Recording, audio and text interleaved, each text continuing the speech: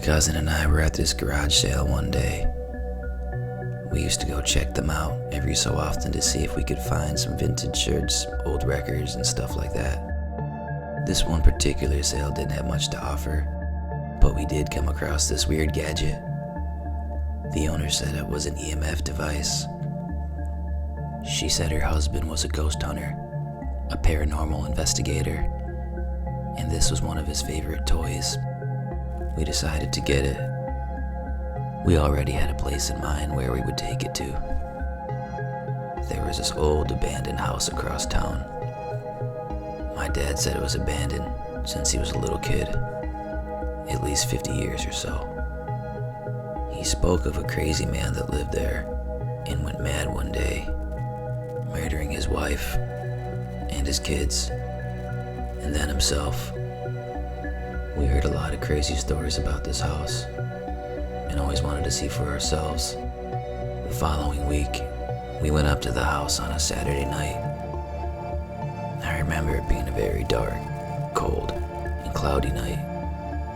We began by simply walking around the property, just exploring the front and sides of the house. We had the EMF device turned on. It would just beep every 30 seconds or so. We actually weren't even sure if we were using it right.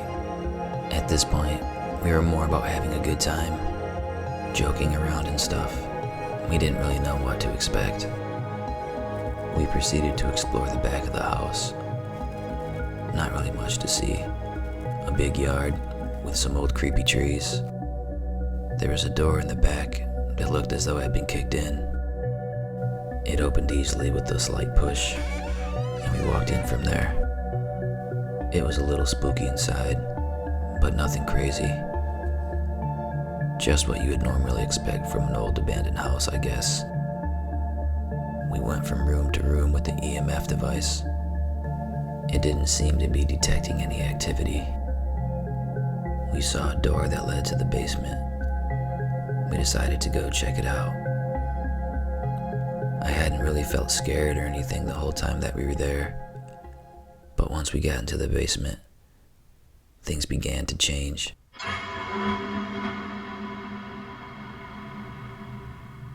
I began to feel extremely uncomfortable. I could feel this intense fear beginning to creep over me.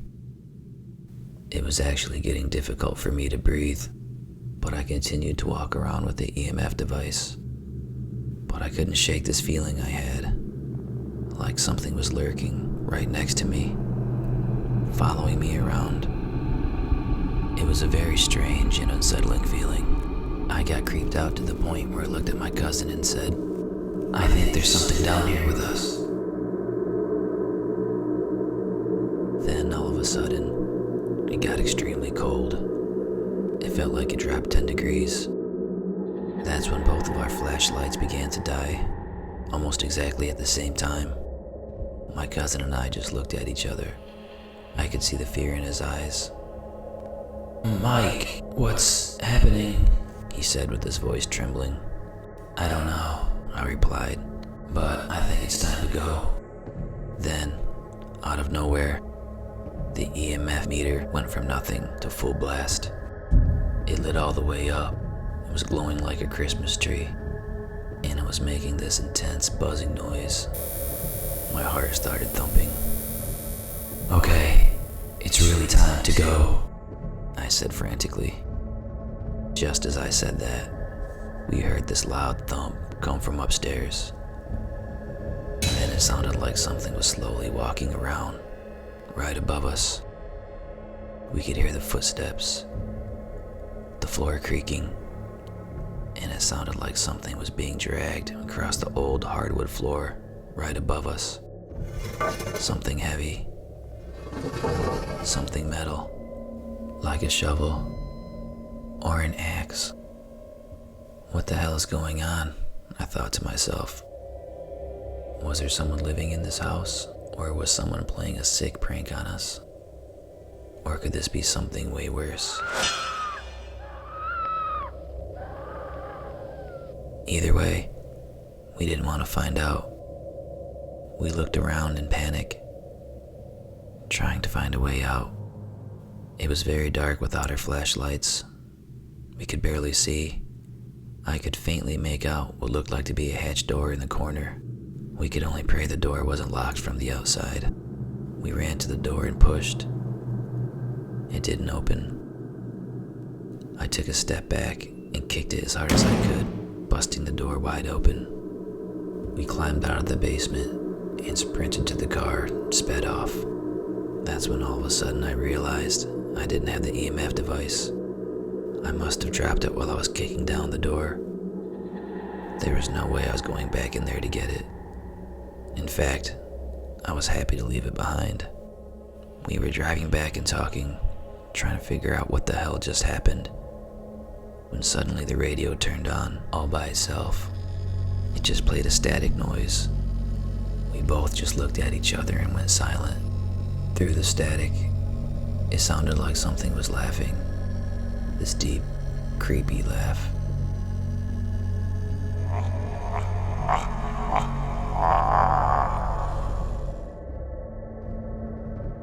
I couldn't make sense of it. I just know I'd never been that freaked out in my life. We hung out at my cousin's house for a while, until we were able to settle down. Then I went back to my apartment.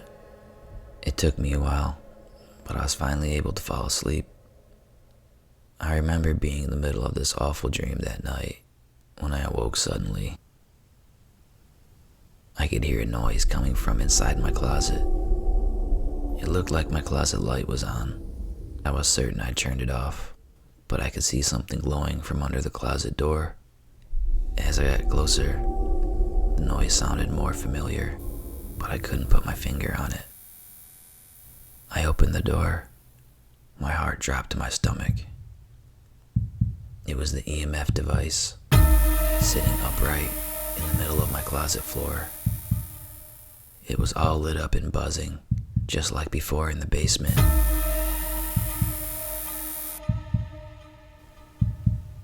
How could this be possible? I left it back at the house. I thought I was still dreaming, but I wasn't. I had that same uncomfortable feeling, like something was standing right behind me. And then all of a sudden, I heard something whisper my name. Michael.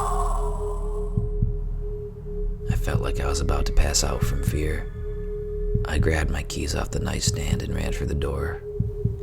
As I was leaving my bedroom, I felt this hot, searing pain on my back. But I just kept booking it to my car. I drove straight back to my cousin's house. As I was telling him what just happened, he stopped me mid-sentence and pointed to my shirt. It looked like blood.